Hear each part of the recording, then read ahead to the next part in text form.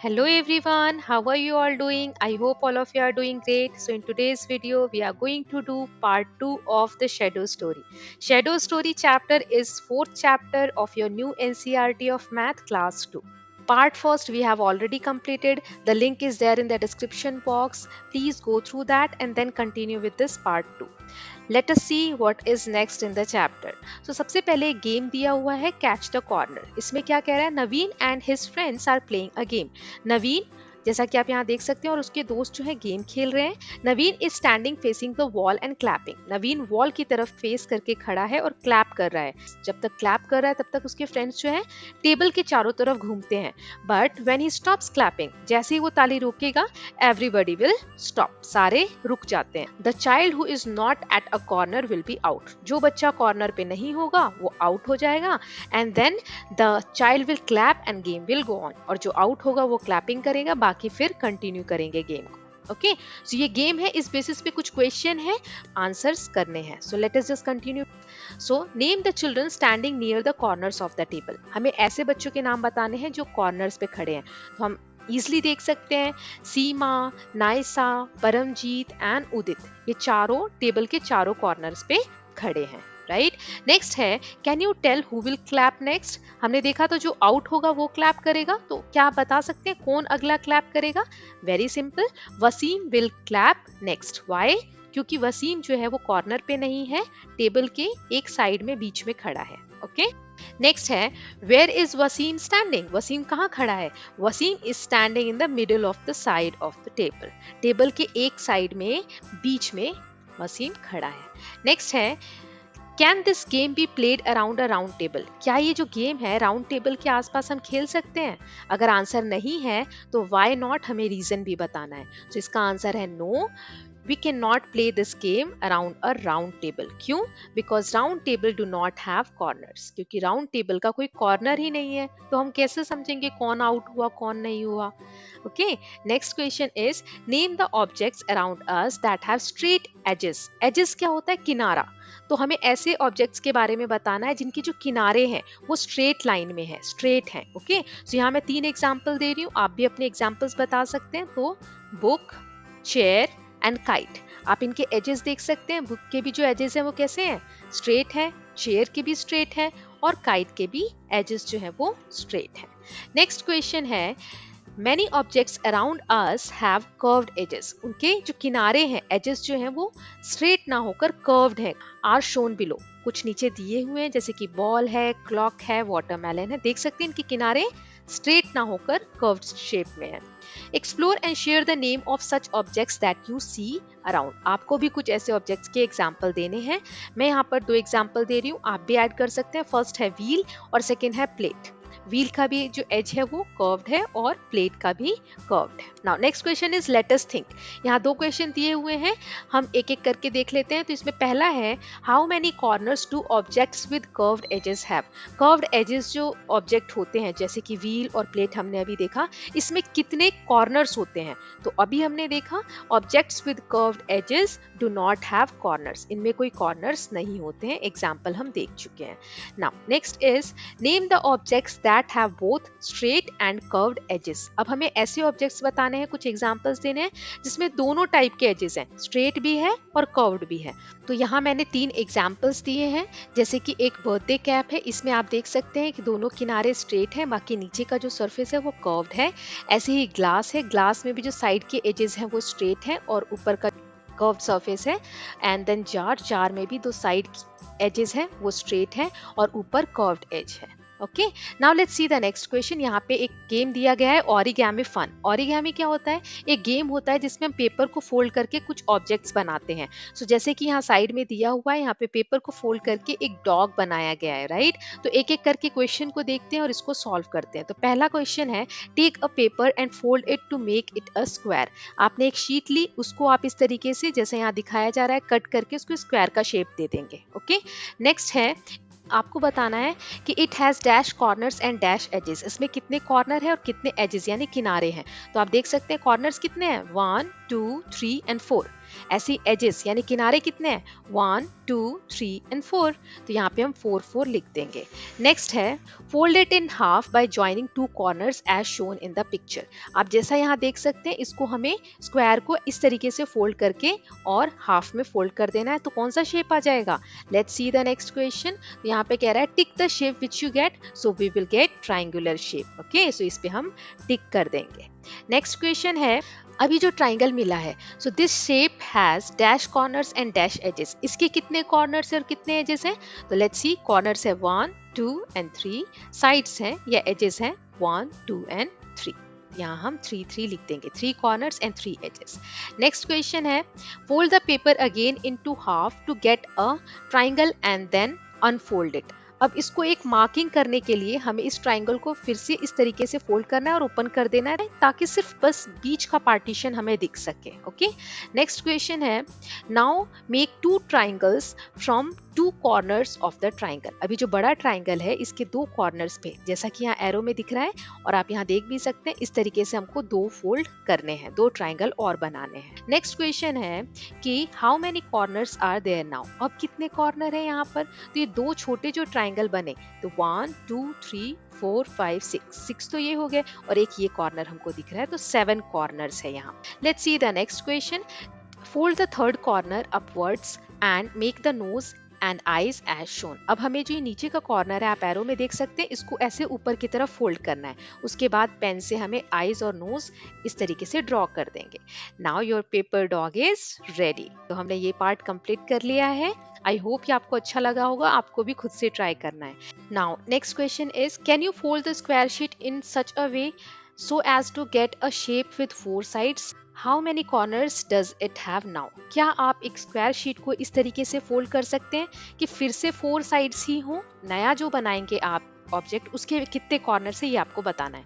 तो सबसे पहले पेपर में मार्किंग करने के लिए कि ये लाइंस इस तरीके से ड्रॉ करना है, हम इस तरीके से पेपर को फोल्ड करेंगे और फिर ओपन कर देंगे। उसके बाद इसके चारों कॉर्नर से हम इस तरीके से ट्राइंगुलर फोल्ड कर देंगे, जैसा कि आप यहाँ देख सकते हैं। अब देख लेते हैं कितने कॉर्नर्स हैं। 1, 2, 3, 4, और उसके बाद ये जो ट्राइंगल का ऊपर वाला कॉर्नर है 1, 2, 3 एंड 4, तो हमें टोटल 8 कॉर्नर्स मिल जाएंगे। नेक्स्ट क्वेश्चन है, पैटर्न ड्रॉ करने हैं हमको। Make designs by stamping objects having different shapes like bottle caps, erasers, pencils, coins etcetera. हमें कुछ ऑब्जेक्ट्स यहाँ पे करके दिए हुए हैं, इस तरीके से हमें स्टैम्पिंग करना है। स्टैम्पिंग कैसे करते हैं कि कोई ऑब्जेक्ट लिया, उसके ऊपर हमने पेंट किया और उसको फिर पेपर पे उसका प्रिंट किया। सो एक दो मैं करके दिखा रही हूँ, बाकी आपको खुद से ट्राई करना है। जैसे ये बॉटल कैप है, इस पे कोई कलर लिया और कलर कर दिया और उसके बाद इसको इस तरीके से स्टैम्प कर दिया। सिमिलरली विद इरेजर, इरेजर पे हमने कोई कलर पेंट किया, उसके बाद इसको पेपर पे स्टैम्प कर दिया। ऐसे यहाँ पे करके दिया हुआ है। पेंसिल से भी आप इस तरीके से कर सकते हैं, शार्पनर से भी कर सकते हैं, कोई लीफ ली, कोई पत्ता लिया, उस पे कलर करके भी इस तरीके से स्टैंपिंग कर सकते हैं। एक हम करके देख लेते हैं, कॉइन कहा जा रहा है। तो एक कॉइन लिया, कोई सा भी कॉइन हो सकता है, यहाँ पे एक सिल्वर कॉइन है, इस पे कलर करके अगर हम प्रिंट करेंगे तो इस तरीके से दिखेगा। ओके, आपको भी ये ट्राई करना है। Now let's see the next part. Radha is applying mehndi on her hands. Radha जो है वो मेहंदी लगा रही है अपने हाथों पे। You can also trace your hand to make a mehndi pattern और डिजाइन।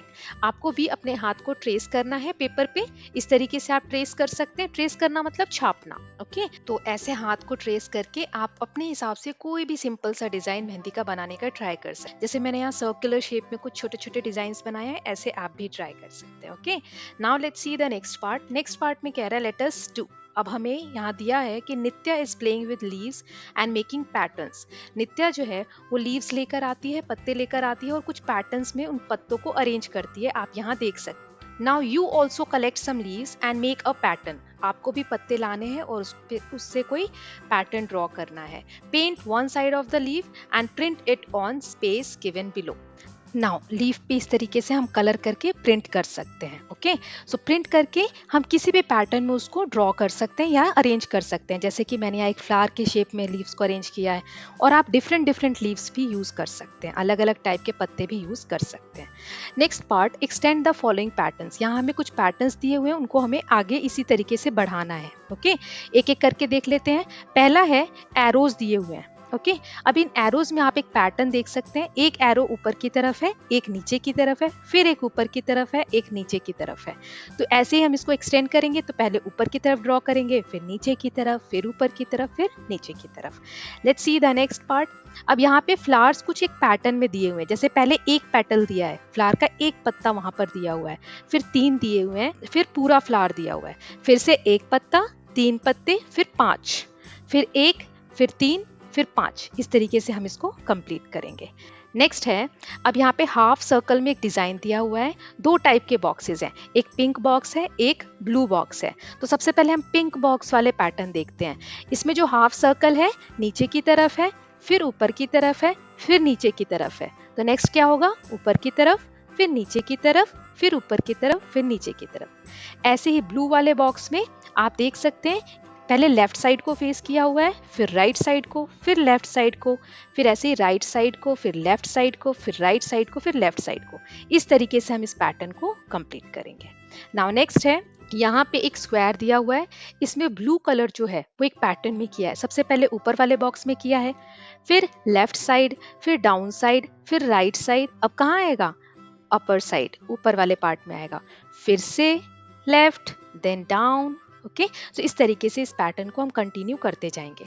नाउ नेक्स्ट इज, तो इसमें आप देख सकते हैं एरोज बने हुए हैं। कितने एरो हैं, 1 1 2 2 3 3। अब 4 4 ड्रॉ करेंगे, फिर 5 5 ड्रॉ करेंगे, फिर 6 6 ड्रॉ करेंगे। लेकिन ऊपर रखना है कि नीचे, तो पहला वाला कैसे है, ऊपर है, फिर नीचे है, फिर नीचे है, फिर ऊपर है, फिर ऊपर है। तो यहाँ हम देख सकते हैं 2 2 का पेयर बन रहा है। पहले वाले को अगर हम छोड़ दें तो उसके बाद 2 नीचे है, फिर 2 ऊपर है, तो 2 नीचे रखेंगे, फिर 2 ऊपर, फिर 2 नीचे, और लास्ट वाला जो बच जाएगा वो एक ऊपर। ओके, सो इजी था ये।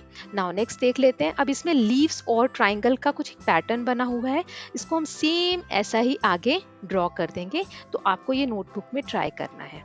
नेक्स्ट है, यहाँ पर अल्फाबेट्स दिए हुए हैं, AB, फिर BC, फिर CD। जो लास्ट वाला है वो फर्स्ट बन जाता है नेक्स्ट का। तो अब यहाँ पे लास्ट में क्या है, डी, तो पहले आ जाएगा डी ई, फिर ई लास्ट है तो ई एफ। नेक्स्ट है, इसमें अल्फाबेट्स जो है एक सीधा लिखा हुआ है, एक उल्टा लिखा हुआ है, वाटर इमेज है। अगर हम पानी के सामने या मिरर के सामने ए को रखेंगे तो ऐसा दिखेगा, देन बी को ऐसा दिखेगा, बी उल्टा दिखेगा, सी इस तरीके से दिखेगा, तो डी इस तरीके से दिखेगा, ई इस तरीके से दिखेगा। तो एक सही वाली इमेज रखनी है और एक उसका उल्टा ड्रॉ करना है। ओके, सो एफ, एफ का उल्टा ऐसे, फिर जी, जी का उल्टा ऐसे। ओके, नाउ लास्ट में हमको एक ब्रिक पैटर्न दिया हुआ है, ईंटें ड्रॉ की गई हैं। इस पैटर्न को हम कंटिन्यू करेंगे। कैसे, 3 येलो है, फिर 3 रेड है, फिर 3 येलो है, फिर 3 रेड है, और फिर 3 येलो है।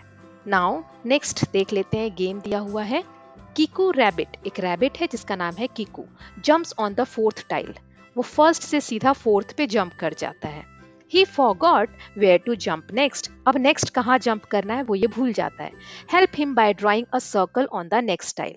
अब वो नेक्स्ट कहाँ जंप करेगा, इस पे हमें एक सर्कल ड्रॉ करते जाना है। ओके, तो यहाँ ब्लैंक्स दिए हुए हैं। तो सबसे पहले वो 1 पे था, फिर 4 पे जंप हुआ।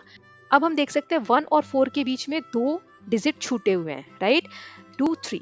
ऐसे ही फिर 2 डिजिट छोड़ के 5 6 छोड़ के किस पे जंप करेगा, 7 पे, फिर 10 पे, फिर 13, फिर 16, फिर 19, फिर 22।